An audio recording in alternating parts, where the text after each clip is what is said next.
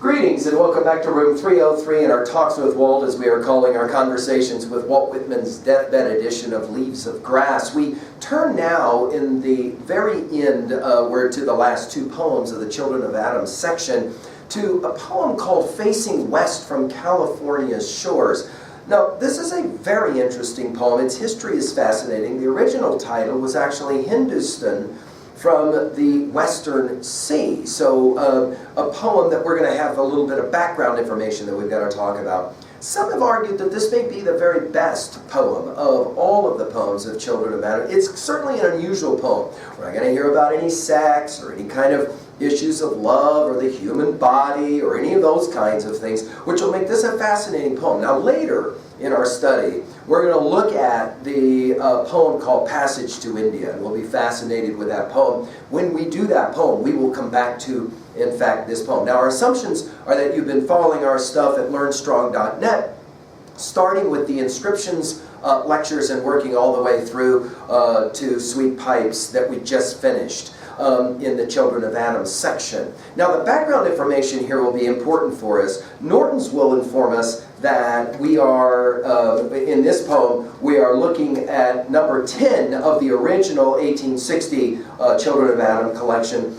The poem acquired its title and first line in 1867, and in fact, we'll have as we said, this title, Hindustan from the Western Sea. In his characteristic role, Norton's will continue as wanderer, and here we're going to pay attention to our Homeric bard. The bard is here symbolic of the race, with its Asian beginnings and westward advance to its return full circle. There has been often debate, we'll obviously pick it up now, join it now, about why this poem ends up in Children of Adam. What does this poem have to do at all with Children of Adam? Here we're going to hear Whitman at his universal voice. And we're going to have seen this already in Leaves of Grass. This isn't new. And we're going to, as I said, we're going to see it in its penultimate representation in Passage to India. By the way, let's just point out the universality of this poem.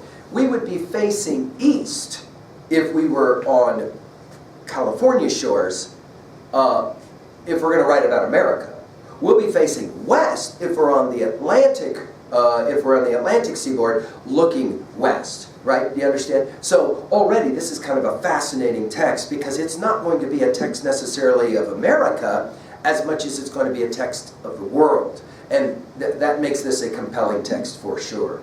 Let's just enjoy the poem, Facing West from California Shores.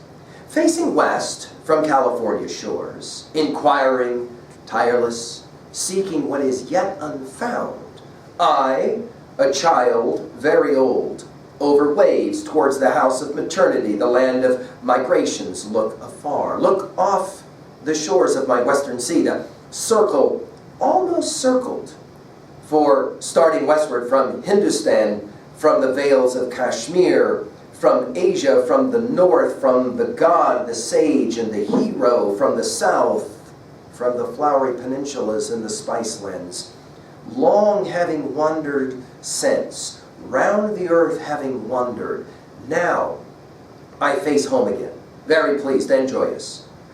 But where is what I started for so long ago? And why is it yet unfound?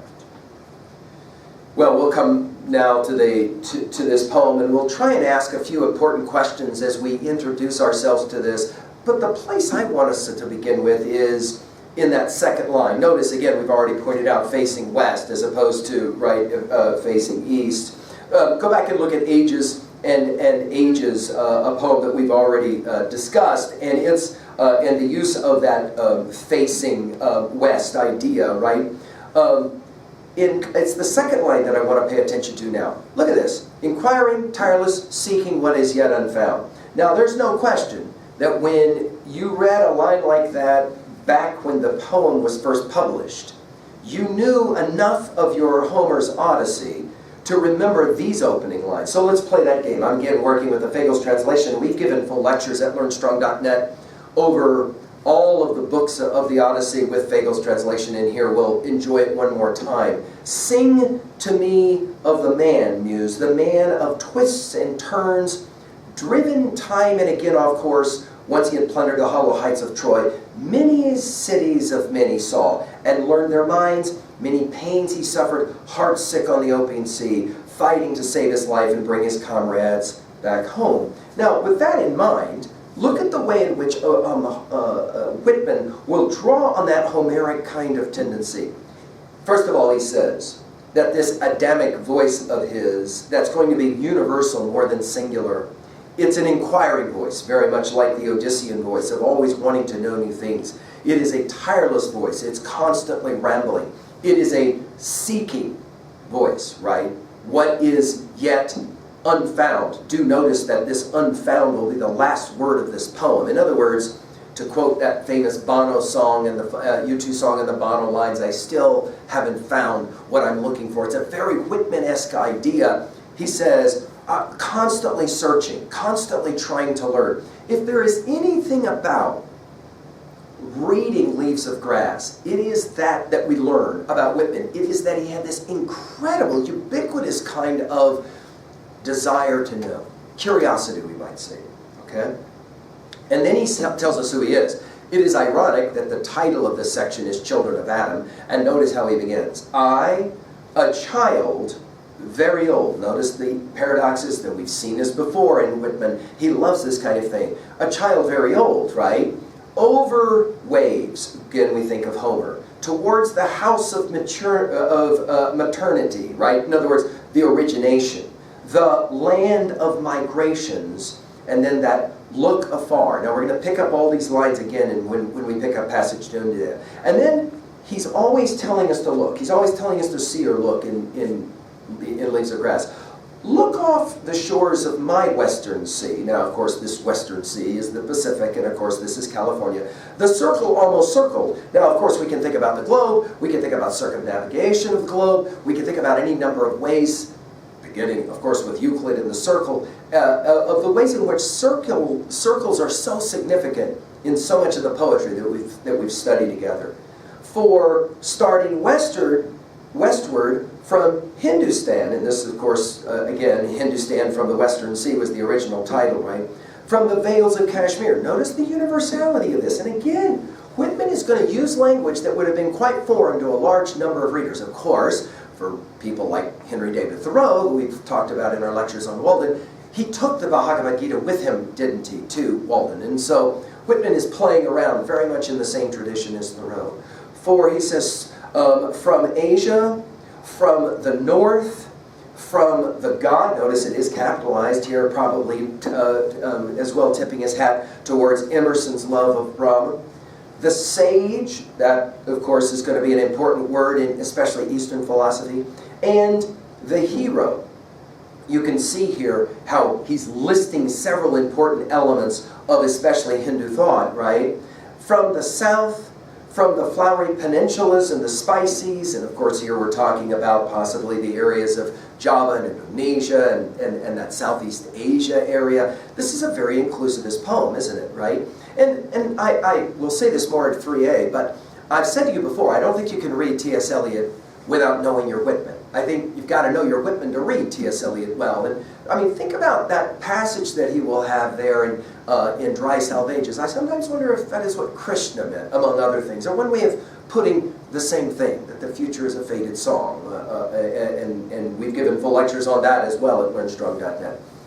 From the south, from the flowery peninsulas and the Spice Islands, we immediately will think as well, of course, of Columbus, who he's enamored of. We're going to see other poems about Columbus later. Long having wandered, and there we are, of course, with our Homer's Odyssey. Long having wandered since, by the way, notice it's an elided verb, yes? Wandered since, round, we're back to our circular thing, round the earth having wandered, notice the repetition of the word twice, and then the word now. Now I face home. Again, what do we call these Nostoi, these stories of homecoming? We think of the Odyssey. Obviously, we think of poor Agamemnon coming home to Clytemnestra to get what he probably definitely deserved, right? Now I face home again, very pleased, again an elided verb, and joyous. But then there's this parenthetic, which again makes us think of our Emily Dickinson so fondly. But notice the question is almost like a rhetorical question where you, the reader, get pulled into the poem. Where is what I started for? so long ago? This is, of course, obviously a very Odyssean-like question. And why is it yet unfound? That need to constantly keep looking and searching, the Adamic voice that is always going to be lurking, searching. Is it to get back to Eden, or is it to move beyond Eden? I'll leave that one up to you to decide. Well, how do we finish a poem like this at 2A? I think that one powerful message here is that the true poet, that is to say, the source of all information, that is to say, the Adamic source for all people, is the true poet, right? For all people, universality. Okay? At 2B, I just want to point out all the foreign words that would have been used. Kashmir, it's not like a lot of people, it's not like Whitman had ever visited to know what we're talking about, and yet he's going to celebrate a religious view of the world that's ancient, far obviously predating anything Whitman could have understood.